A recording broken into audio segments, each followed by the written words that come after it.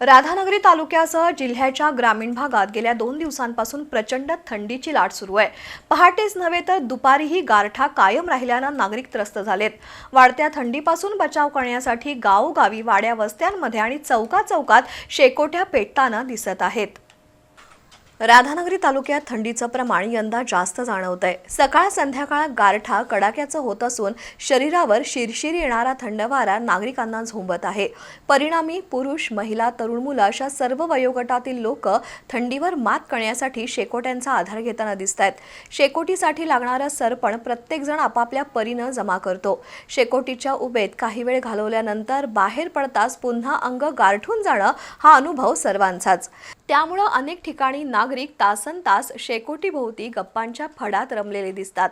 गेल्या 2 दिवसांपासून वाढलेल्या थंडीमुळे ग्रामीण भागातील दैनंदिन जीवनावर परिणाम झालाय। सकाळच्या वेळेस शेतकरी शेतात जाण्यास उशीर करतायत। गावांमध्ये सकाळ संध्याकाळ धुक्याचं वातावरण जाणवतंय। शेकोटीच्या उबदार सहवासादरम्यान गप्पा, गोष्टी, विनोद, जुन्या आठवणी यांना उजाळा मिळतोय। थंडीची लाट पुढील काही दिवस कायम राहण्याची शक्यता हवामान विभागाने वर्तवल्यानं नागरिकांनी आरोग्याची काळजी घेण्याचं आवाहन वैद्यकीय तज्ज्ञांनी केलंय।